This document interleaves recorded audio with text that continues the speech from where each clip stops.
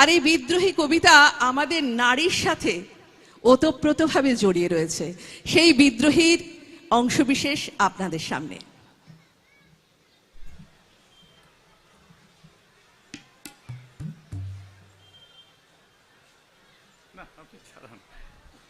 দিদি ভাই, আপনি বিদ্রোহী কবি কাজী নজরুলের কথা আমাদের এই অনুষ্ঠান মঞ্চে তুললেন, আর তাতে আপনি সামিল করলেন নারীকে, তাই তো দিদি ভাই?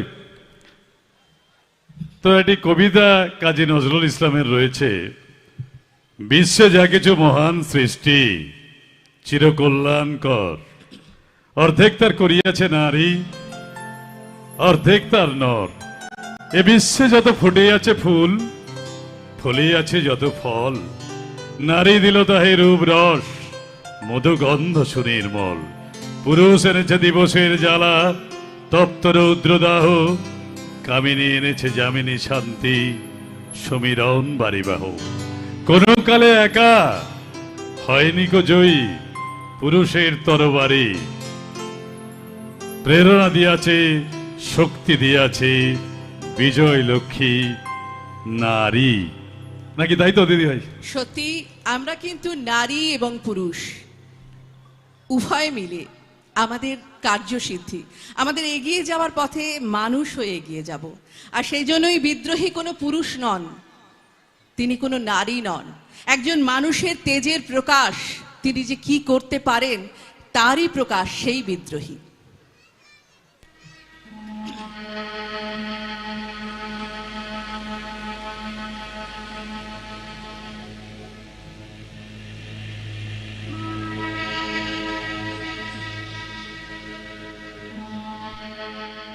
বলো বীর,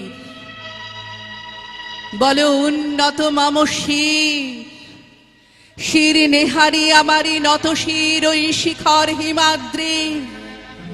বলো মহাবিশ্বের মহাকাশ ফাড়ি, চন্দ্র সূর্য গ্রহ তারা ছাড়ি, ভুলোক দুলোক গোলক ভেদিয়া, খোদার আসন আরো সেছে দিয়া, উঠিয়াছে চির বিস্ময় আমি বিশ্ববিধাত্রীর। মম ললাটে রুদ্র ভগবান জলে, রাজ রাজ টিকা দীপ্ত জয়শ্রী। বলবীর আমি চির উন্নতশীল, আমি চির দুর্দম দুর্বিনীত নৃশংস। মহাপ্রলয়ের আমি নটরাজ, আমি সাইক্লোন, আমি ধ্বংস, আমি মহাভয়, আমি অভিশাপ পৃথ্বীর, আমি দুর্বার, আমি ভেঙে করি সব চুরমার। আমি অনিয়ম উচ্ছৃঙ্খল, আমি দলে যাই যত বন্ধন, যত নিয়ম কানুন শৃঙ্খল।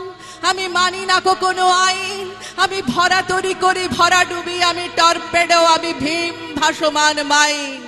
আমি ধৈর্যটি, আমি এলোকেশে ঝড় আকালে বৈশাখী। আমি বিদ্রোহী, আমি বিদ্রোহী সুত বিশ্ববিধাত্রী। বলবীর চির উন্নত মমসী। আমি ঝঞ্ঝা, আমি ঘূর্ণি, আমি পথ সম্মুখে যাহা পাই যাই চূর্ণি। আমি নৃত্য পাগল ছন্দ, আমি আপনার তালে নেচে যাই, আমি মুক্ত জীবনানন্দ। আমি হাম্বির, আমি ছায়ানট, আমি হিন্দোল, আমি চলো চঞ্চল ঠমকি চমকি, পথে যেতে যেতে চকিতে চমকি ফিং দিয়া দি তিন্দোল। আমি চপলা চপল হিন্দোল, আমি তাই করি ভাই যখন চাহে মন যা। করি শত্রুর সাথে গলাগলি ধরে মৃত্যুর সাথে পাঞ্জা। আমি উন্মাদ, আমি ঝঞ্ঝা, আমি মহামারী, আমি ভীতিয়ে ধরিত্রী। আমি শাসন ত্রাসন সংহার, আমি উষ্ণ চির অধীর। বলবীর আমি চির উন্নতশীল, আমি চির দুরন্ত দুর্মদ, আমি দুর্দম। মম প্রাণীর পেয়ালা হরদম হ্যায় হরদম ভরপুর মদ। আমি হোম শিখা, আমি সাগ্নিক যমদগ্নি, আমি যজ্ঞ, আমি পুরোহিত, আমি অগ্নি। আমি সৃষ্টি, আমি ধ্বংস, আমি লোকালয়, আমি শ্মশান, আমি অবসান নিশা বসান, আমি ইন্দ্রাণী সুতো হাতে চাঁদ ভালে সূর্য, মম এক হাতে বাঁকা বাঁশের বাঁশরি আর হাতে রণতুর্য। আমি কৃষ্ণ কণ্ঠ মন্থন বিষে পিয়া ব্যথা বারিধি, আমি ব্যোমকেশ ধরি বন্ধন হারা ধারা গঙ্গোত্রী, বলবীর চির উন্নত মমসী।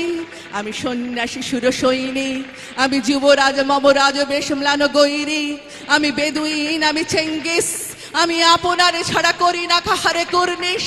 আমি বজ্র, আমি ঈশানী বিশানী ওঙ্কার, আমি ইসরাফিলের শৃঙ্গার মহাহুঙ্কার, আমি পিনাক পানির ডমরু ত্রিশূল ধর্মরাজের দণ্ড, আমি চক্র মহাশঙ্খ, আমি প্রণব নাদ প্রচণ্ড, আমি ক্ষেপা দুর্বাসা বিশ্বামিত্র শিষ্য, আমি দাবানল দাহ দাহন করিব বিশ্ব, আমি প্রাণ খোলা হাসি উল্লাস, আমি সৃষ্টি বৈরী মহাত্রাস, আমি মহাপ্রলয়ের দ্বাদশ রবির রাহুগ্রাস, আমি কভু অশান্ত কভু প্রশান্ত দারুণ স্বেচ্ছাচারী, আমি অরুণ খুনের তরুণ, আমি বিধির দর্পহারী, আমি প্রভঞ্জনের উচ্ছ্বাস, আমি বারিধির মহাকল্লোল, আমি উজ্জ্বল, আমি প্রজ্জ্বল, আমি উচ্ছল জল ছল ছল চল উর্মির হিন্দোল দোল।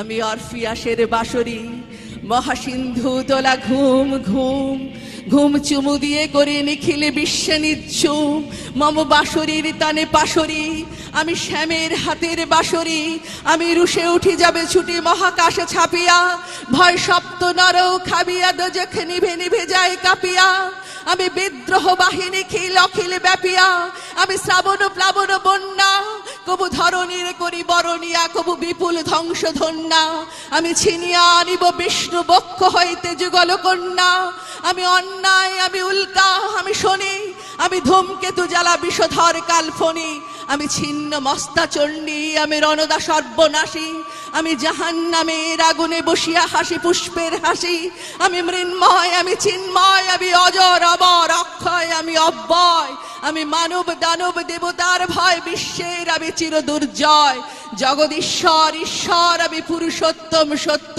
আমি তাথিয়া তাথিয়া মথিয়া ফিরিয়ে স্বর্গ পাতাল মর্ত, আমি উন্মাদ, আমি উন্মাদ, আমি চিনেছি আজকে আমার খুলিয়া গিয়াছে সব বাদ, আমি পরশুরামের কঠোর কুঠার, নিক্ষত্রিয় করিব বিশ্ব আনিব শান্তি শান্ত উদার, আমি হল বলরাম স্কন্ধে, আমি উপাড়ি ফেলিব অধীনী বিশ্ব অবহেলে নব সৃষ্টির মহানন্দে, মহাবিদ্রোহীর অনক্লান্ত, আমি সেই দিন হব শান্ত, যাবে উৎপীড়িতের ক্রন্দন রোল আকাশে বাতাসে ধ্বনিবে না, অত্যাচারীর খড়গ কৃপান ভীম রণভূমে রণিবে না, বিদ্রোহীর অনক্লান্ত, আমি সেই দিন হব শান্ত, আমি বিদ্রোহী ভৃগু ভগবান বুকে এঁকে দিই পদচিহ্ন, আমি স্রষ্টা সুদন শোক্তা ফানা খেয়ালি বিধির বক্ষ করিব ভিন্ন, আমি বিদ্রোহী ভৃগু ভগবান বুকে এঁকে দেব পদচিহ্ন, আমি খেয়ালি বিধির বক্ষ করিব ভিন্ন, আমি চির বিদ্রোহী বীর,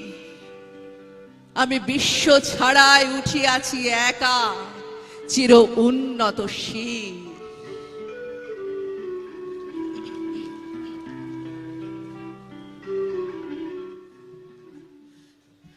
আমরা কবি নজরুল ইসলামের এই কবিতাটি আপনাদের সামনে পরিবেশন করলাম। আমার সঙ্গে আবহে আছেন প্রসাদ গঙ্গোপাধ্যায়। কি অসাধারণ আবহ পরিবেশন করছেন, আপনারা নিশ্চয়ই শুনছেন। একসাথে তিনি তার কিবোর্ড সামলাচ্ছেন, অন্যদিকে মেলোডিকা। এই দুইটি সমন্বয় একাই তিনি আপনাদের সামনে এক নতুন আবহ সৃষ্টি করছেন। আজকে যারা শব্দ প্রক্ষেপণে রয়েছেন, আমি জানি না নবকুমার বাবু আমার সঙ্গে তাদের পরিচয় করিয়ে দেননি সেইভাবে, কিন্তু তাদের কথা বলেছেন, তাদেরকেও ধন্যবাদ জানাই। আর অবশ্যই ধন্যবাদ জানাই আপনাদের, আপনারা আমাদের সঙ্গে রয়েছেন। এবারে কিন্তু আমরা একটা হাসির নাটক আপনাদের সামনে পরিবেশন করব। আমার সঙ্গে এসেছেন কলকাতা থেকে প্রতিম বিশ্বাস, ওকে আহ্বান জানাচ্ছি আপনাদের সামনে। এই যে শ্বশুর মশাই এবং তার বৌমা, তাদের যে ঝগড়া এবং ঝগড়ার পেছনে যে ভালোবাসা লুকিয়ে রয়েছে, সেটি আপনাদের সামনে পরিবেশন করব। আমি আশা করি আপনারা আমাদের সঙ্গে থাকবেন এবং অবশ্যই প্রসাদ দা তো রয়েছেই আমাদের সঙ্গে।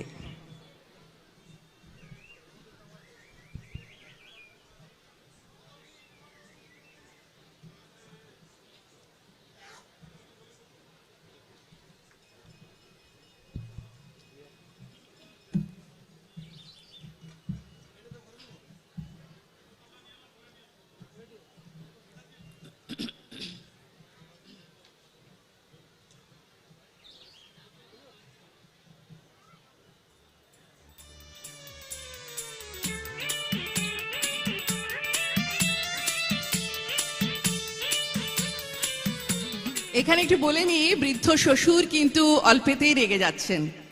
এরকম আমাদেরও যারা শ্বশুর মশাই রয়েছেন, তাদের মনের মধ্যে যে একটা অকৃপণ ভালোবাসা লুকিয়ে আছে, আমরা অনেক সময় তা বুঝতে পারি না। এই যে শ্বশুর মশাই, তিনি অধৈর্য হয়ে বারবার চা চাইছেন আর বৌমা তা দিচ্ছেন না। এবার দেখুন শ্বশুর মশাই কি বলে। বৌমা, ও বৌমা, আরেক কাপ চায়ের জন্য কতক্ষণ অপেক্ষা করতে হবে? হ্যাঁ, আজকের বরাদ্দ এইখানেই শেষ। ডাক্তারের বারণ, কতবার এক কথা বলবো বলুন? কি আশ্চর্য! এতক্ষণ ধরে চায়ের জন্য হাপিত্তেশ করে বসে আছি, আর এখন বলছো ডাক্তারের বারণ। ইয়ার কি হচ্ছে নাকি? কি ব্যাপার, কি ব্যাপার, অত চেঁচামেচি করছেন কেন? চা এখন হবে না, ডাক্তার বলে দিয়েছে সকালে 1 কাপ, বিকেলে 1 কাপ, ব্যাস। বাহ বাহ বাহ বাহ বাহ, চিত্ত একেবারে বিগলিত হয়ে গেল। ডাক্তার মানে তো সেই পুচকে ছোড়াটা, যে তোমার জামাই হলেও হতে পারে, তাই তো? জামাই মানে আমার জামাই? আপনার তাই মনে হচ্ছে? ভালোই তো, একটা ডাক্তার হাতে থাকবে, আপনাকে ঠিকমতো চিকিৎসা করবে। ও আবার কিসের চিকিৎসা করবে? ফচকে ছোড়া। ঠিক আছে ঠিক আছে, তাহলে অন্য ডাক্তার দেখান। তাই করতে হবে, তাই করতে হবে, এভাবে আর চলছে না। কি চলছে না সেটাই তো বুঝতে পারছি না। তোমার আর বুঝে কাজ নেই, এখন আমার 1 কাপ চা চাই, ব্যাস। আপনি চাই বললি তো আর হলো না, আমি চাই না, ব্যাস। তোমার চাওয়া না চাওয়াতে কি আসে যায় হে? আমি এ বাড়ির কর্তা, আমি যা চাইবো তাই হবে, চা চাই, ব্যাস। সে তো 100 বার। আপনি নিজেই যখন কর্তা, তখন নিজেই সবকিছু করে নেবেন, তার মানে ব্যাস। তার মানে চাটাও আমি নিজে করে খাবো? বাহ বাহ বাহ বাহ বাহ। তাতে কি হয়েছে? আপনি তো কতবার শুনেছেন, আপনি কত রান্না করে আপনার ছেলেকে খাইয়েছেন। সে তো তোমার শাশুড়ি অনেকদিন যখন অসুস্থ হয়ে পড়ে থাকতো, তা বলে কি এখন আমি নিজের হাতে চা করে খাবো এই বুড়ো বয়সে? সে কি কথা? আপনি যে নিজেই বলেন আপনি মোটেই বুড়ো হননি, থাক। মোটে 80, থাক, তাই থাক, না? থাক, থাক, থাক, তোমাকে আর নাটক করে তাই না বলতে হবে না। কেন, তোমার মা বুড়ো হয়নি? আবার উফ, এর মানে আমার মাকে ডাকছেন কেন? আপনাদের সংসার ব্যাপারে আমার মা বাবাকে ডাকবেন না, কি বলে দিইনি? কি কথা বলার ধরন, যেন অফিসের বড়বাবু সাবঅর্ডিনেটের সঙ্গে কথা বলছেন। দেখুন, আপনার সঙ্গে আমি অযথা সময় নষ্ট করতে চাই না, কথা বলতে বলে আমার সময় নষ্ট করতে চাই না, অযথা অযথা সময় নষ্ট। কি বললে? আমার সঙ্গে কথা বলে মানে অযথা সময় নষ্ট? কি ভেবেছো তুমি? যা ইচ্ছে তাই বলবে? ব্যাপারটা কি? ব্যাপার আবার কি? আমার বকবক করার সময় নেই, আমি এখন চললাম, ব্যাস। না না না না, আর সহ্য করা যায় না। আমি আজই খোকনকে দিল্লিতে চিঠি লিখবো, হয় তুমি ট্রান্সফার নিয়ে কলকাতায় চলে এসো, নয়তো তোমার বউকে এখান থেকে নিয়ে যাও ইমিডিয়েটলি। এই এই কথাটাই আমি শুনতে চাইছিলাম। আপনার ছেলেকে আমি ফোন করে বলে দিয়েছি আমাকে নিয়ে যাওয়ার জন্য। আমার এখানে একদম ভালো লাগছে না। তা কেন ভালো লাগবে? মাথার ওপরে গার্জিয়ান রয়েছি যে। ঠিক বলেছেন, এখন থেকে অন্য কারোর সাথে গার্জিয়ানগিরি দেখাবেন, কেমন? খোকনকে বলে দিয়েছো? বলে দিয়েছি। খোকনকে বলে দিয়েছো চলে এসে তোমাকে নিয়ে যেতে? নিয়ে যাবে সামনের সপ্তাহে। বাহ বাহ, চমৎকার। বুড়ো মানুষটাকে একা ফেলে উনি চললেন হিল্লি দিল্লি করতে। হিল্লি নয় বাবা, হিল্লি নয়, দিল্লি দিল্লি। থাক থাক, আমাকে আর দিল্লি দেখাতে হবে না। হাতি ঘোড়া গেল তল, মশা বলে কত জল। উমা, আপনার এই গুণটার কথা তো জানা ছিল না। আহ, কি দিব্যি ছড়া বললেন আপনি। আমাকে কটা শিখিয়ে দেবেন? তোমাকে শেখাবো আমি? হ্যাঁ। তুমি নিজেই তো সব জানতে দাদা ঠাকুর। ভুল হলো, দাদা ঠাকুর নয়, দিদি ঠাকুর। উহ, কি ডেঞ্জারাস মেয়ে রে বাবা। তখনই খোকনকে বলেছিলাম, ভালো করে খবর নিয়েছিস তো? বাঙাল হলে কিন্তু আমাদের সঙ্গে মোটেই বনবে না। ঠিক তাই, যা ভেবেছিলাম সেই, বাঙাল এসে জুটলো আমারই বাড়িতে। 5-5টা বছর মেলামেশা করেও আপনার খোকন বুঝতে পারেনি আমরা ঘটি না বাঙাল। কেমন হাদা গঙ্গারাম ছেলে বলুন তো আপনার। খবরদার খবরদার খবরদার বলছি, আমার ছেলের নামে একটা কথাও বলবে না। এত বড় আস্পর্ধা, আমার সামনেই আমার ছেলেকে বলছো হাদা গঙ্গারাম। বদমাস মেয়ে মানুষ, দু চোখে দেখতে পারি না। দু চোখে দেখতে পারেন না, ঠিক তো? 100% ঠিক। 3 বার বলতে হবে, ঠিক ঠিক ঠিক। লঘু গুরু জ্ঞান নেই যে মেয়ে মানুষ মুখের উপর পটপট করে উত্তর করে, তাকে আমি দু চোখে দেখতে পারি না, ব্যাস। ঠিক আছে, রইলো আপনার সংসার। দিদির বাড়ি চললাম, ওখান থেকে সোজা দিল্লি। আর এ মুখো হচ্ছি না, বুঝলেন? তুমি কি আমাকে ভয় দেখাচ্ছ নাকি? যেখানে খুশি যাও, তোমাকে ছাড়া আমার চলবে না ভেবেছো? খুব চলবে। তাহলে চলুক, আমি এক্ষুনি চলে যাচ্ছি। হ্যাঁ, এই যে আপনার আলমারির চাবি, আর এই নিন ব্যাংকের পাসবই, ও ও ও পেনশনের বই, আর ফিক্স ডিপোজিটের কাগজপত্র, এই তো সব সব দেখে নিন সব ঠিকঠাক আছে কিনা। অত দেখে আমি এবার চেষ্টাটা আমার দরকার নেই ভাই। তুমি কি জন্মেশ্বর চলে যাচ্ছ নাকি? হ্যাঁ, বোধ হয়। বোধ হয়? বোধ হয়? বোধ হয় আবার কি? ঠিক করে বলো। হ্যাঁ হ্যাঁ হ্যাঁ, জন্মেশ্বর চলে যাচ্ছি। বৌমা, মেয়ে মানুষের এত তেজ ভালো নয়, ভগবান সহ্য করবেন না। ভগবান সহ্য করবেন কি করবেন না, করলেন কি করলেন না, তাতে আমার কিচ্ছু আসে যায় না বাবা। কি বললে? বাবা? খবরদার, খবরদার, তুমি আমাকে বাবা বলে ডাকবে না, বুঝেছো? বুঝেছি। তবে কি আপনাকে প্রদীপ্ত শঙ্কর বাবু বলে ডাকবো? তার মানে শ্বশুরের নাম ধরে ডাকবে তুমি? তা কি করব, শ্বশুর যদি বলে যে তার না বাবা ধরে না বলতে, তাহলে তো নাম ধরে ডাকতে হয়। যাকে আমি চললাম, আপনার কাগজপত্র আপনি গুছিয়ে নিন। খবরদার, ওসব কাগজপত্র আমার সামনে থেকে নিয়ে যাও বলছি, সব ছুঁড়ে ফেলে দেবো রাস্তায়। সে দেবেন, আপনার টাকা আপনি রাখবেন না ফেলে দেবেন সেটা আপনি বুঝবেন, আমার টাকা তো নয়। আহাহাহাহা, যেমন কথা, আমার টাকা তো নয়। জয়েন্ট অ্যাকাউন্ট কার নামে আছে শুনি? হ্যাঁ, ও সে তো আপনার স্ত্রী মারা গেছেন, আর একমাত্র ছেলে দূরে থাকে, তাই বাধ্য হয়ে আমার নাম রেখেছেন, ভালোবেসে তো আর করেননি। কি জাহাবাজ মেয়ে রে বাবা! তখনই বলেছিলাম খোকন, ভুল করিস নি। ওরে, ওদের সঙ্গে আমাদের বনে না। হতভাগা সেই ভুল করে বসলো, বাঙাল মেয়ে বাড়িতে ঢোকালো। আচ্ছা, একটা কথা বলি, প্রদীপ্ত শঙ্কর বাবু, আপনার শ্বশুর বাড়িটা কোথায় ছিল? চুপ চুপ, যত বড় মুখ নয় তত বড় কথা। শ্বশুরের নাম ধরা, বেহায়া মেয়ে মানুষ। আমার শ্বশুর বাড়িতে তোমার কি দরকার? হ্যাঁ, শুনেছি আপনার স্ত্রী নাকি ঢাকার মেয়ে, তা কি করে ঘটলো বলুন তো এই অসম্ভব ব্যাপারটা? কি করে গণবো? মামা সম্বন্ধ করেছিলেন, আর আমার বাবা মামার কথায় উঠতো বসতো, ব্যাস জবরদস্তি বিয়ে দিয়ে দিল। আহা, সেই মেয়ে তো তাহলে আপনাকে বড়ই কষ্ট দিয়েছেন, তাই না? সে আর বলতে, সারা জীবন জ্বালিয়ে খেয়েছে। হুমা, তবে আপনার ছেলে যে বলে, কি বলেছিল? কি বলেছিল? বলেছিল বাবাই মাকে জ্বালিয়ে মেরেছে। কখনো না, খোকন এ কথা বলতেই পারে না। আহা, তার মানে আমি মিথ্যেবাদী? মিথ্যে না সত্যি তা আমি জানি না, খোকন ও কথা বলতে পারে না। বললেই হলো। ঠিক আছে, আপনার হাদা গঙ্গারাম বাড়িতে ডেকে জিজ্ঞেস করে নেবেন এ কথা সে বলেছে কিনা। কি বলেছে কিনা? বলেছে বাবার তেজের ঠেলায় মা চিরজীবনী অসুস্থ থেকে গেল। আমার তেজ? ও হ্যাঁ, আপনার তেজ। ও, আমার তেজ দেখলো আর নিজের বইয়ের তেজটা চোখে পড়লো না। শোনো, ওসব নাটক না করে এক্ষুনি কাগজগুলো এখান থেকে সরিয়ে নাও, আর আমাকে এক কাপ কড়া চা দাও, আমার খুব মাথা ধরেছে। আমি কাগজপত্র নেব না, চাও দেব না, আমি যাচ্ছি। হ্যাঁ ভগবান, এ মেয়ে মানুষের আন্ডারে থাকার চেয়ে মরণ ভালো। আমাকে মৃত্যু দাও। আরে, বাজে কথা শুনে শুনে আমার অনেক দেরি হয়ে গেল, আমি চললাম। চললাম মানে? আমার খাওয়া দাওয়ার দরকার কি হবে, তার ব্যবস্থা কি হবে? হ্যাঁ, কেন, মগনলালের দোকানে অর্ডার করে দেবেন, আপনার তো টাকার অভাব নেই, টাকা ফেলবেন, খাবেন, ফেলো কড়ি মাখো তেল। ও কি কায়দার কথাবার্তা, যেন ছায়া দেবী এলেন। আহা, আপনি কি ভালো প্রদীপ্ত শঙ্কর বাবু, আপনি এমন একজন মানুষের সঙ্গে আমার তুলনা করলেন, যার পায়ের তলার যদি একটিও কণাও আমি হতে পারতাম, তাহলে নিজেকে ধন্য মনে করতাম। Thank you so much. চলে যাও আমার সামনে থেকে। ওকে, থ্যাংক ইউ, এই কথাটাই আমি শুনতে চাইছিলাম। আমি যাচ্ছি, আপনার ছেলেলে বলে দেবেন দিদির বাড়ি থেকে যেন আমাকে সোজা দিল্লি নিয়ে চলে আমার যায়। দায় পড়েছে, আমি কেন বলতে যাব? আমি কি তোমার চাকর? আপনি কি আমার চাকর? এ কথা কে বলেছে? চাকর হবেন কেন, আপনি তো এবারে কর্তা। মনে তো হচ্ছে না, যেভাবে কথা বলছো তাতে তো মনে হয় আমি চাকরেরও অধম। লেখাপড়া শিখে এই শিক্ষা হয়েছে? নিজের বাবার সঙ্গে কি তুমি এমনি করেই কথা বলতে? আমার বাবাকে নিয়ে এমন কথা আপনি বলতে পারলেন? আপনি ভালো করেই জানেন আমার বাবার অ্যাবসেন্সটা আমি সব সময় ফিল করি। কতগুলো বছর পেরিয়ে গেছে, বাবা চলে গেছেন, তবু তার কথা ভাবলেই বুকের ভেতরটা ব্যথায় চিনচিন করে ওঠে। আজ 20 বছর আমি আপনাদের বাড়িতে রয়েছি, এতগুলো বছর আমি আপনার কাছে আছি।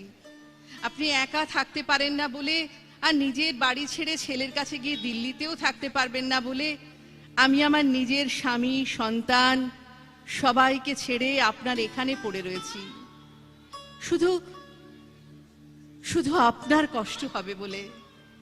বাবা নেই, আপনাকেই আমি আমার বাবার আসনে বসাতে চেয়েছি, আর আপনি কথায় কথায় বৌমা, কথায় কথায়। বৌমা, যাক, আর ডাকবেন না আমাকে, কোনো দরকার নেই, আমি চলে যাচ্ছি, আর কোনো দরকার নেই।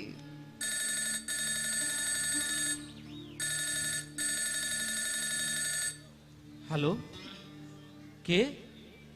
খোকন, তুই? না মানে সকালে তো তুই কোনো ফোন করিস না, তাই?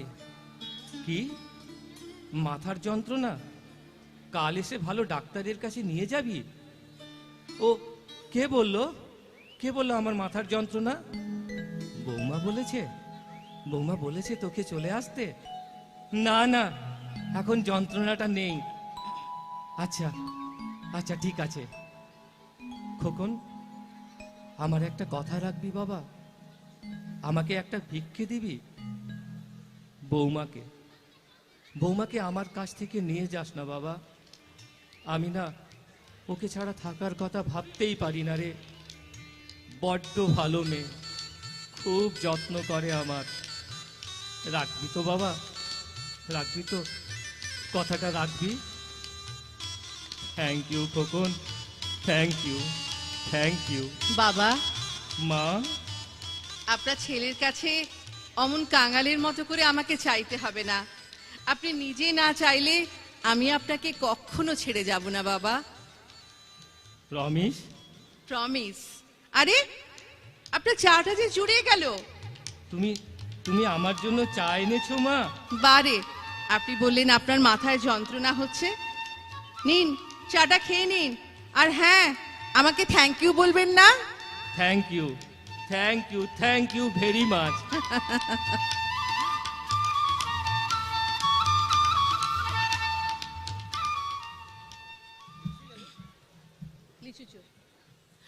এবারে আমার পরিবেশনায় রয়েছে সেই কবিতা, যে কবিতাটি লিখেছেন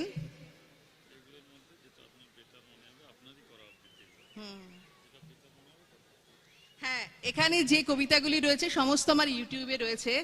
৭২খানা কবিতা রয়েছে। যারা ইউটিউব সার্চ করেন ঈশিতা দাস অধিকারী, অবশ্যই ক্লিক করলে আপনারা ভিডিওসে গিয়ে দেখতেই পারেন। কিন্তু আমি জানি না, বলে ফেলেছি যে লিচু চোর বলবো। আমার সামনে যে দর্শকেরা রয়েছেন, যে শ্রোতারা রয়েছে, তাদের মধ্যে অনেকে ছোটরাও রয়েছে, আর আমাদের বড়দের মধ্যে সেই ছোটরাও লুকিয়ে রয়েছে যারা লিচু চোর কবিতাটা পড়িনি। এই বাঙালি কিন্তু বলতে পারবে না যে লিচু চোর কবিতা আমি পড়িনি। আরেকজন কবিকে যদি আমরা ভুলে যাই তাহলে কিন্তু আমাদের সত্যি আমাদের খুব কষ্ট হবে।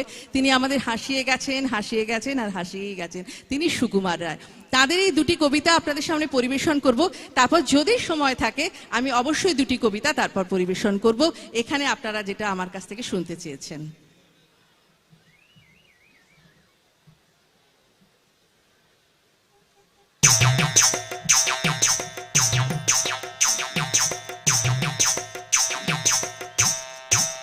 বাবুদের তাল পুকুরে, হাবুদের ডাল কুকুরে, সে কি বাস করলে তারা? বলি থাম একটু দাঁড়া, পুকুরের ওই কাছে না লিচুর এক গাছ আছে না? হোথা না আসতে গিয়ে বড় কাস্তে নিয়ে গাছে গিয়ে যেই চড়েছি, ছোট এক ডাল ধরেছি। ও বাবা, মরাত করে পড়েছি সরাতে জোরে, পড়বি পড় মালির ঘাড়ে, সে ছিল গাছের আড়ে। বেটা ভাই বড় নচ্ছার, দুমাদুম গোটা ডোচ্চার, দিলে খুব কিলো খুশি, একদম জোর সে খুশি। আমিও বাগিয়ে থাপড়, দে হাওয়া চাগিয়ে কাপড়, লাফিয়ে ডিঙ্গু দেয়াল, দেখি এক ভিটরে শেয়াল। আরে দেখ শেয়াল কোথা, ভেলোটা দাঁড়িয়ে হোথা, দেখে যে আঁকে ওঠা, কুকুরও জুড়লে ছোটা। আমি কই কম্ম কাবার, কুকুরে করবে সাবার। বাবা গো মা গো বলে পাঁচিলের ফোকল গলে, ঢুকি গে বসের ঘরে, যেন প্রাণ আসলো ধরে। যাবো ফের কানমলি ভাই, চুরিতে আর যদি যাই, তবে মোর নামই মিছা, কুকুরের চামড়া খিচা। সে কি ভাই যায় রে ভুলা, মালির ওই পিটনি গুলা। কি বলিস ফের হাফতা, তওবা না খপ্তা, তওবা না খপ্তা, তবা তবা তবা নাক খপ্তা।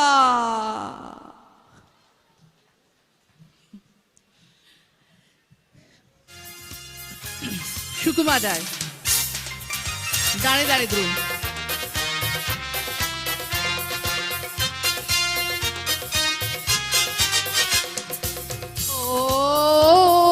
বিক্রমাদিত্য রাজার ছিল নবরত্ন নভাই, আর তানসেন মহা ওস্তাদ এলেন তাহার সভায়।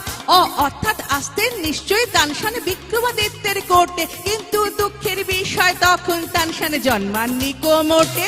তা ধিন থেকে ধিন থেকে ধিন থেকে ধিন থেকে ম্যাও অ্যাও অ্যাও, তা ধিন থেকে ধিন থেকে ধিন থেকে ধিন থেকে ম্যাও অ্যাও অ্যাও।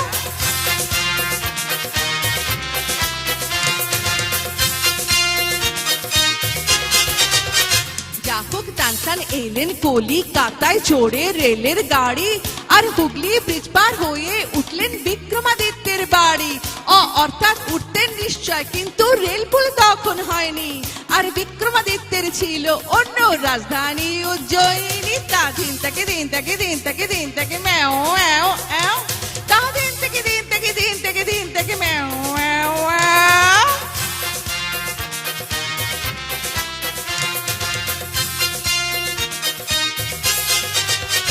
যাহোক তানসেন এলেন রাজার কাছে দেখাতে ওস্তাদি, আর নিয়ে এলেন নানান বাদ্য পিয়ানো ইত্যাদি।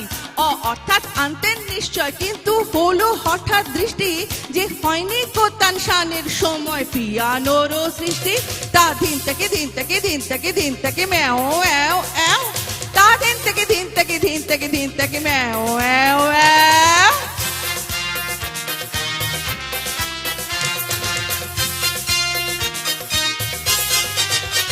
যাহোক তানসেন গাইলেন এমন মল্লার রাজা গেলেন ভিজে, আর গাইলে এমন দীপক তানসেন জ্বলে উঠলেন নিজে। অর্থাৎ যেতেন রাজা ভিজে, তানসেন উঠতেন জ্বলে, কিন্তু রাজার ছিল ওয়াটার প্রুফ, আর তানসেন এলেন চলে। তা দিন থেকে দিন থেকে দিন থেকে দিন থেকে ম্যাও অ্যাও অ্যাও, তা দিন থেকে দিন থেকে দিন থেকে দিন থেকে ম্যাও অ্যাও অ্যাও।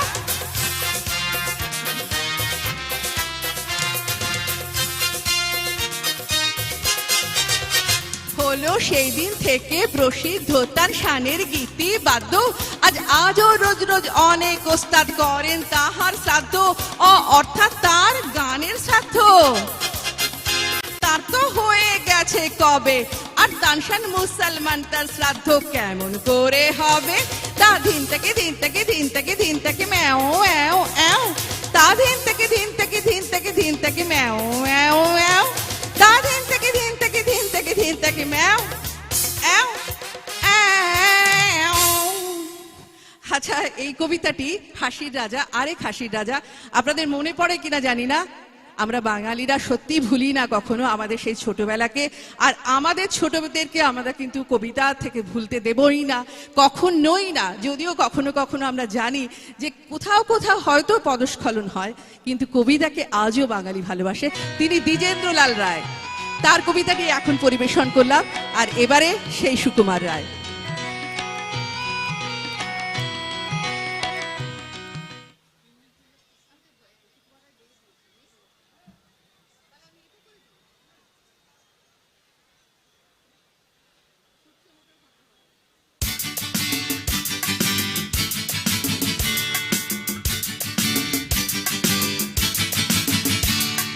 ছুটছে মোটর ঘটর ঘটর, ছুটছে গাড়ি চুড়ি, ছুটছে লোকে নানান ঝোঁকে, করছে হুড়োহুড়ি।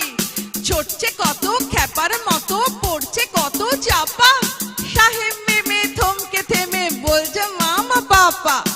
আমরা তবু তবলা ঠুকে গাচ্ছি কেমন তেড়ে, দাঁড়ে দাঁড়ে দ্রুম, দেড়ে দেড়ে দেড়ে, দাঁড়ে দাঁড়ে দ্রুম, দেড়ে দেড়ে দেড়ে, দাঁড়ে দাঁড়ে দ্রুম, দেড়ে দেড়ে দেড়ে।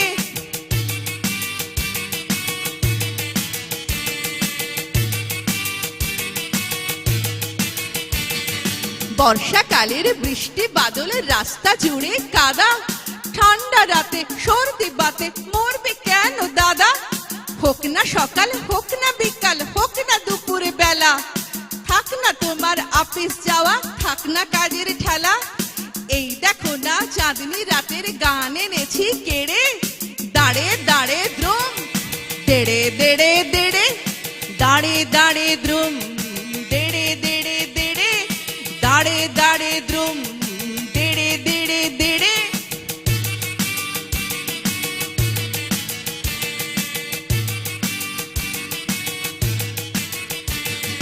মুখ্য যারা হচ্ছে সারা, পড়ছে বসে একা, কেউ বা দেখো কাচুর মাচুর, কেউ বা ভ্যাবা চেকা, কেউ বা ভেবে হদ্দ হলো মুখটি যেন কালি, কেউ বা বসে বোকার মতন মুন্ড নাড়ে খালি।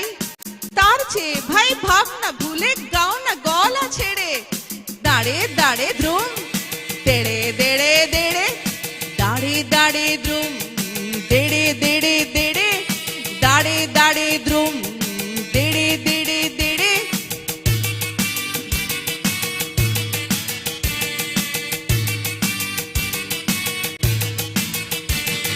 বেজার হয়ে যে যার মতন করছো সময় নষ্ট, হাঁটছো কত, খাটছো কত, পাচ্ছো কত কষ্ট, আসল কথা বুঝছো না যে, করছো না যে চিন্তা, শুনছো না যে গানের মাঝে তবলা বাজে ধিনতা, পাল্লা ধরে গায়ের জোরে গেটকিরি দাও ছেড়ে, দাঁড়ে দাঁড়ে দ্রুম দেড়ে দেড়ে দেড়ে, দাঁড়ে দাঁড়ে দ্রুম দেড়ে দেড়ে দেড়ে, দাঁড়ে দাঁড়ে দ্রুম দেড়ে দেড়ে দেড়ে, দাঁড়ে দাঁড়ে দ্রুম দেড়ে দেড়ে দেড়ে। আচ্ছা, আমি শেষ করব সেই কবিতাটি দিয়ে, যে কবিতাটি লিখেছেন দেবব্রত সিংহ। আজকে নারীর কথা বলেছেন নবকুমার পয়রা। সেই নারী, তার কিন্তু বাবা মায়ের কল্যাণ এবং আপনাদের আশীর্বাদ, পাড়া প্রতিবেশী, অভিভাবক অভিভাবিকা এবং শিক্ষক শিক্ষিকা সবাই যদি তাকে বড় না করত, সে কিন্তু আজকে সাজলিকুই হয়ে উঠতে পারতো না। দেবব্রত সিংহের তেজ, আর আজকেই হোক মেয়েদের এইটি অস্ত্র, সেটি হচ্ছে তেজ, প্রতিবাদ।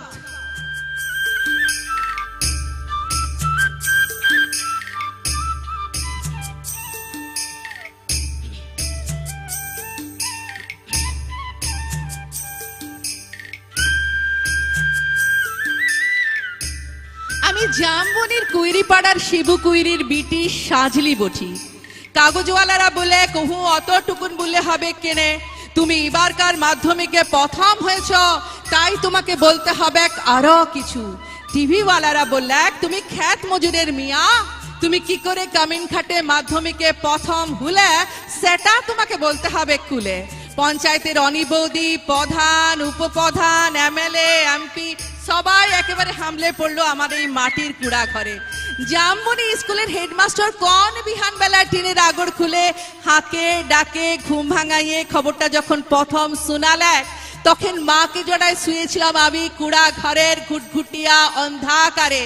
হেডমাস্টারকে দেখে মায়ের পাড়া আমিও চোখ কাচালে হাঁ হয়ে ভালে ছিল, এ কি স্বপন দেখছি নাকি? স্যার বলে কিটা স্বপন লয়, স্বপন লয়, সত্যি বটে। কথাটা শুনে কাঁদে ভাসাইছিলাম আমরা দু মা বিটি। আজ বাপ বাঁচে থাকলে, আজ বাপ বাঁচে থাকলে আমি মানুষটাকে দেখাতে পারতাম বহুত কিছু। আমার বুকের ভিতরে যে তেজালো সন্ধ্যা বাতিটা জ্বালে দিয়েছিল মানুষটা, সেই বাতিটা আজকে আমাদের কুড়া ঘরটাকে কিভাবে আলো করছে সেটা দেখাতে পারতাম।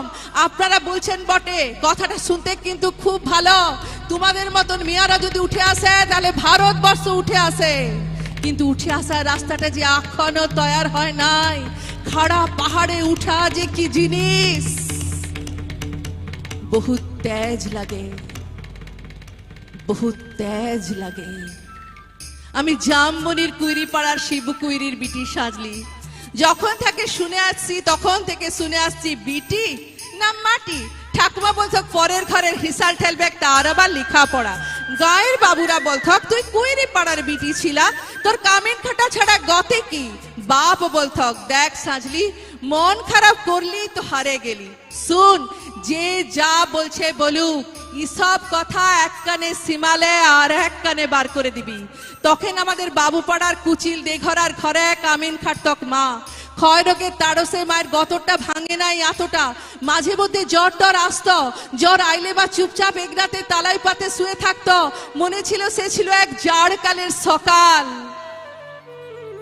রদ উঠেছিল ঝলমলানি, ঝিঙা ফুলা রদ, আমি সে রদে গা দুলাই পড়ছিলাম ইতিহাস, ক্লাস 7 এর সামন্ত রাজাদের ইতিহাস। দে ঘরা গিয়ে লক পাঠাইছিল বার কতক, মায়ের জ্বর সে তারা শুনতে নাই চায়। আমাদের দিদি বুড়ি তখনও বাঁচে, কুলতলায় বসে ছেঁড়া কম্বল মুড়ি দিয়ে বিড়ি ফুকছিল বুড়ি। শেষ তক্ক পড়া থাকে উঠায় মায়ের কাজটুকুন করতে পাঠাইছিল বাবু ঘরে। পুরনো ফটক ঘেরা উঠান, অত বড় দরদালান, অত বড় বারান্দা, সব ঝাটপাট দিয়ে সাফ সুতরো কইরে আসছিলাম চলে। দে ঘরা গিনি নাই ছাড়লে এক গাদা এটা কাটা জুঠা বাসন আমার সামনে আসে ধরে দিলে। বললাম তোমাদের জুঠা বাসন আমি ধরতে লাই পারবো? বাবু গিনি সে কি রা, কি বললি আরেকবার বল। দেখনি যতটুকুন মূল হয় তত বড় কথা। জানিস তোর মা, তোর মায়ের মা, তার মায়ের মা সবাই করেছে আমাদের ঘরে, আর তুই বলি জুঠা বাসন ধরতে লারবি? বললাম হ, তোমাদের জুঠা বাসন আমি ধুতে লারব, তোমরা লক দেখে লাউগা, আমি চললাম। কথাটা বলে গটগট করে বাবুগিনীর মুখের সামনে আমি বেড়াই চলে আইসেছিলাম। তা বাদে সেলে কি কাণ্ড, কি ঝামালা। বেলা ডুবলে মাহাতোদের ধান কাটে, বাপ ঘরকে আলে, 2 পাতা লেখাপড়া করা নাতনির ছোট মুখে বড় থুতির কথা 7 কাহন করে বলেছিল দিদি বুড়ি। মা কোনো রাহ কাড়ে নাই। আঘন মাসে সন্ধ্যাবেলা ইগনাতে আগুন জ্বালে গা হাত পা সেকছিল মা। এক মাথা ঝাঁকড়া চুল ঝাঁকানো পাথরের মুখটা, বাপের পাথরের মুখটা ঝলকে উঠেছিল আগুনের আছে। বাপের অমন চেহারা আমি কোনোদিনও দেখি নাই। বাপ সেদিন মা দিদি বুড়ির সম্মুখে আমাকে কাছকে ডাকে, মাথায় হাত বুলাই, গমগমা গলায় বলেছিল, যা করেছিস ব্যাস করেছিস, শুন তোর মা, তোর মায়ের মা, তার মায়ের মা সবাই করেছে কামিনগিরি, গতর খাটায় খাইছে, তাতে হইছেটা কি রে, তাতে হইছেটা কি? এই কথাটা মনে রাখবি। তুই কিন্তু কামিন হওয়ার লাগে জন্মাস নাই। যত বড় লাটসাবি হোক না কেনে, কারুর কাছে মাথা নুয়ায় নিজের তেজ বিকাবি নাই। এই তেজ টুকুরের লাগে লেখা পড়া শিখাচ্ছি তুকে, না হলে আমাদের মতো হাবহাতা মানুষের ঘরে আর আছেটা কি? আমি জামবনির কুইরিপাড়ার শিবু কুইরির বিটি সাজলি। কবেকার সেই ক্লাস 7 এর কথা ভাবতে যায়, কাগজওয়ালা টিভিওয়ালাদের সামনে এখন কি যে বলি। তালপাতার রদ দিয়ে ঘেরা গবুল লাতার ইগনাতে লুকে এখন লুকাকার, তার মাঝে বাঁশি বাজায়, জিপ গাড়িতে চাপে, আগু পিছু পুলিশ নিয়ে মন্ত্রী আলেক ছুটে। কোথায় সাজলি কুইরি কোথায়? বলতে বলতে বন্দুকধারী পুলিশ নিয়ে সজা আমাদের মাটির কুড়া ঘরে। হেড স্যার বলে প্রণাম কর সাজলি, প্রণাম কর। মন্ত্রী তখন পিঠ চাপড়ালে, পিঠ চাপড়াই বলে তুমি কামিন খাটে মাধ্যমিকে প্রথম, তাই তোমাকে দেখতে আলম। সত্যি বড় গরিব অবস্থা। তোমাদের মতো বিয়েরা যাতে উঠে আসে তার লাগে আমাদের পার্টি, তার লাগে আমাদের সরকার। লাও 10,000 টাকা চেকটা এখন লাও, শুনো আমরা তোমাকে আরো টাকা দিব, ফুল দিব, সংবর্ধনা দিব। এই টিভির লোক, কাগজের লোক, কারা আছেন এদিকে আসুন।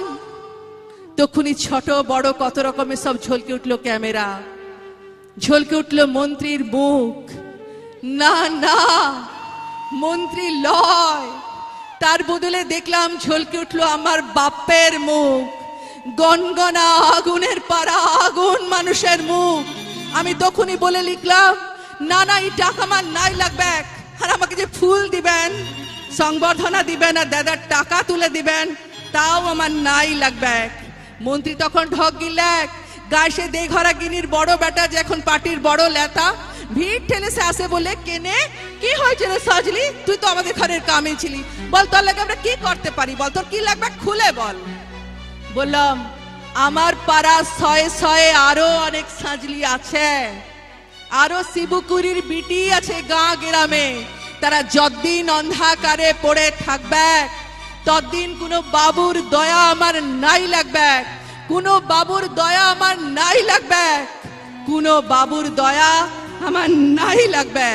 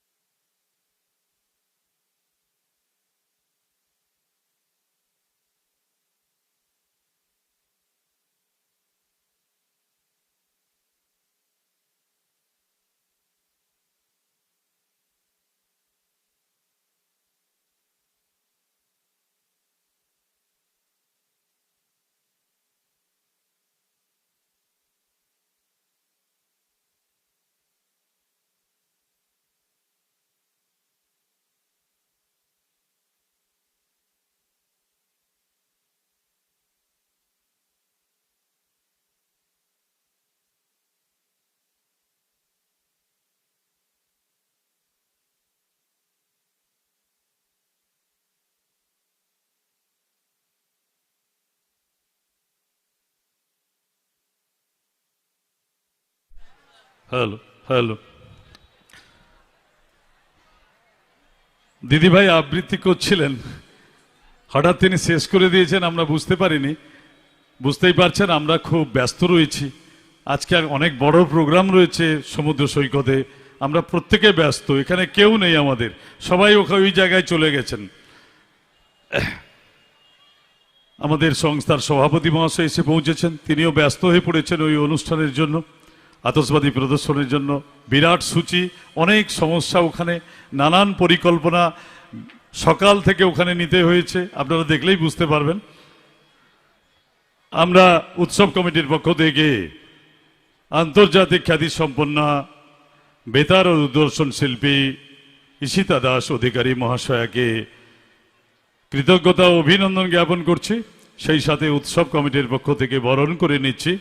ব্যাচ উত্তরীয় পরিয়ে পুষ্পস্তবক ও স্মরণিকা দিয়ে সম্বর্ধনা জ্ঞাপন করছেন আমাদের সংস্থার কর্মকর্তা সুবোধ কান্ডার মহাশয়। আন্তর্জাতিক খ্যাতি সম্পন্ন বেতার ও দূরদর্শন শিল্পী ঈশিতা দাস অধিকারী মহাশয়াকে আমরা উৎসব কমিটির পক্ষ থেকে বরণ করে নিচ্ছি। সময় আমরা দিতে পারলাম না দিদি ভাইকে, আমরা দুঃখিত, কারণ অনেক বড় ইভেন্ট রয়েছে, বহু মানুষজন এসছেন, সন্ধ্যে থেকেই ওখানে মানুষজন বসে গেছেন, দাঁড়িয়ে গেছেন, বহু গাড়ি এসছে আজকে মোহনায়, তাই আমরা সময় দিতে পারলাম না দিদি ভাইকে, আমরা দুঃখিত।